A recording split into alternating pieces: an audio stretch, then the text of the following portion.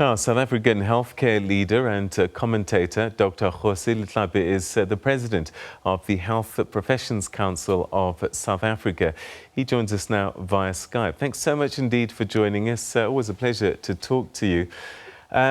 You blasted the public earlier, saying that its behaviour is not helping in the fight against COVID-19. Take us through your thinking. Good evening to you and the listeners and the viewers. I guess some listen. I guess my essence is that people, as a community, we need to understand that stopping HIV is mainly a community response. It's about the hygiene measures, physical distancing, and to listening to what is pronounced. And if we comply, the lockdowns levels will come down. But the objective, as has been said many times before, is to flatten the curve. But we flatten the curve with the behavior in the community and with what happens in our societies. We don't flatten the curve at the hospital. All right, but society is what it is, and you almost have, as authorities, have to factor in that there's going to be a certain level of delinquency. Isn't that how you manage society? I think we got to do better. We got to change our paradigm to being responsible citizens. There are countries in Europe where there's never been a hard lockdown because the rule of law, but more importantly, consideration for each other is of the utmost. So people do the right thing so that they do not inconvenience others. We've always spoken about Ubuntu.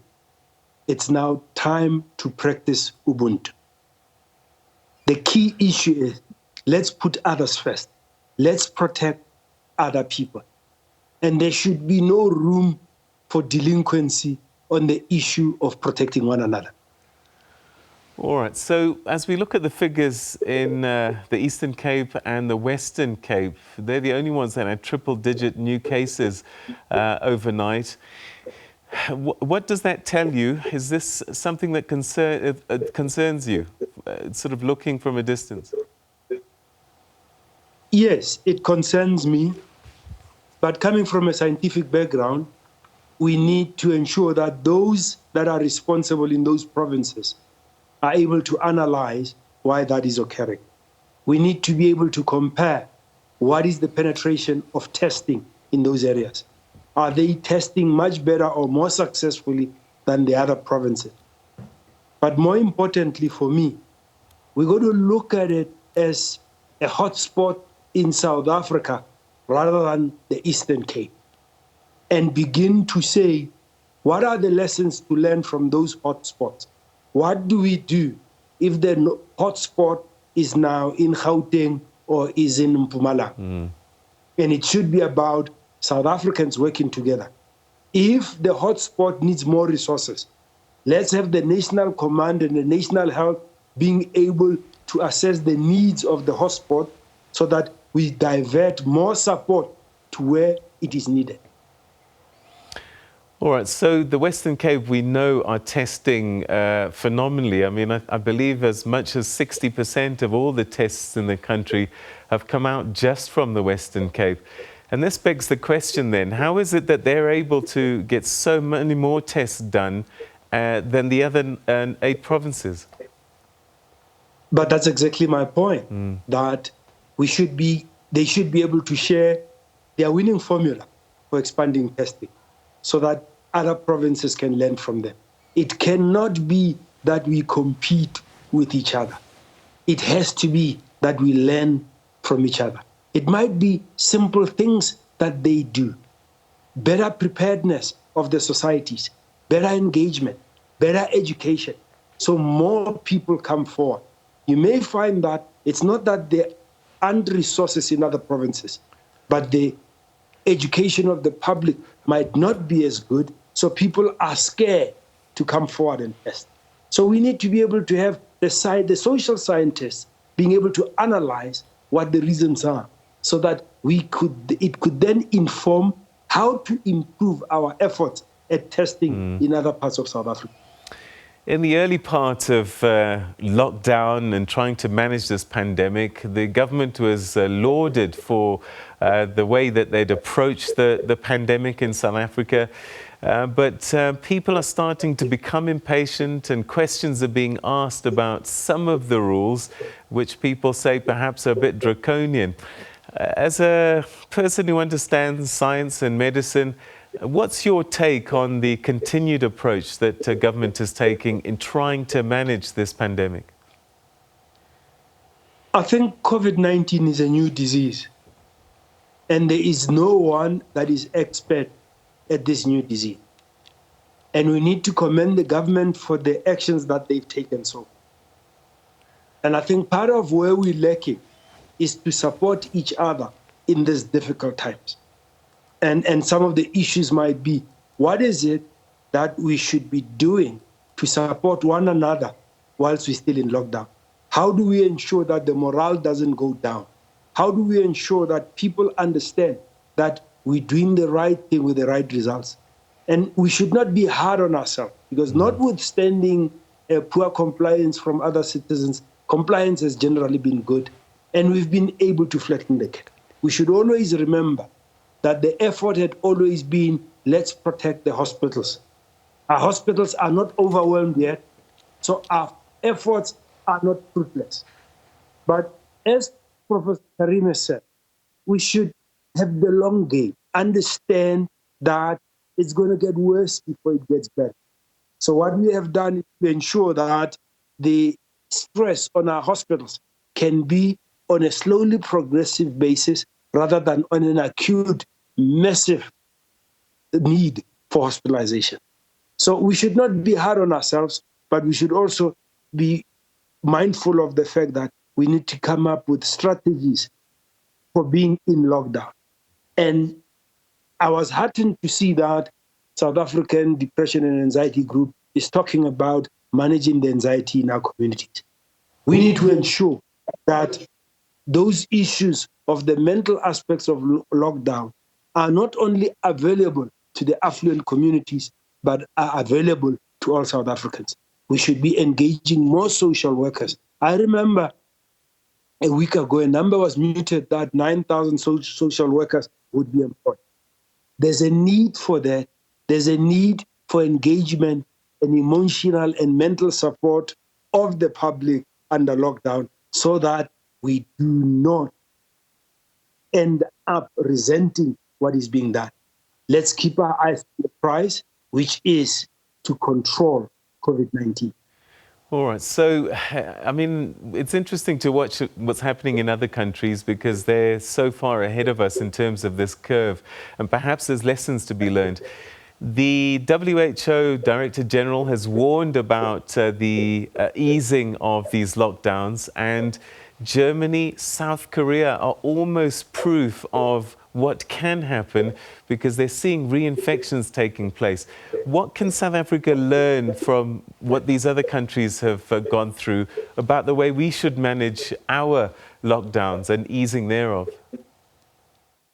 I think part of the major difference between the psyche of the countries that you've mentioned is that they emphasize responsibility as much as they emphasize the rights of the person. In South Africa, it's the right in exclusion to responsibility.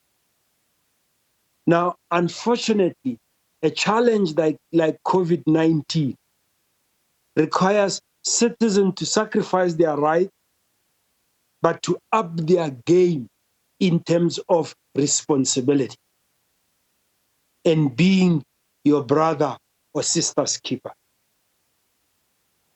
Finding it not difficult to do the right thing. Yeah. Understanding the benefits of the rights of a, rather than individual selfishness that we express as right.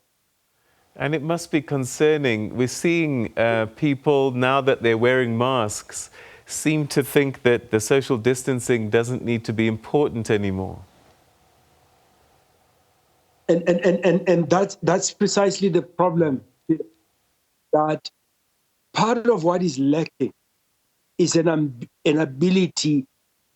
As much as we give people the numbers, we should also be coming up with messages to encourage the hygiene, the social distancing. We should be doing innovative things. For example, I've seen on news the breweries pouring beer down the drain.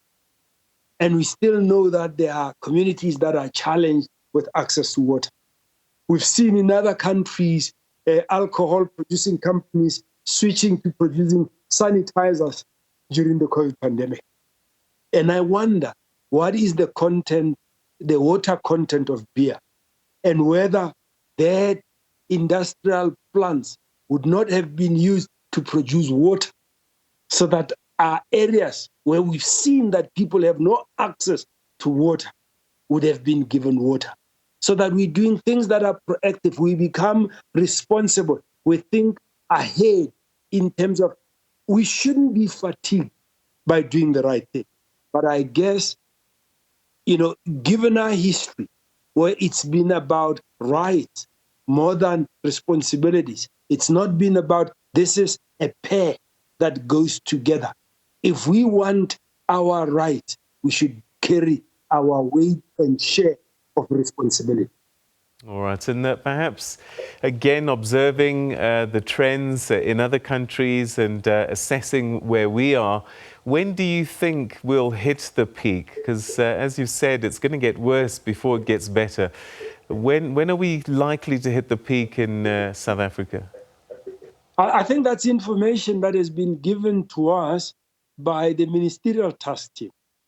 Professor Karim, a few days ago or a week ago, outlined that we'll probably get into our peaks around August, September. We must remember that the first areas to be hit by COVID-19 were in the Northern Hemisphere, and it was during their winter.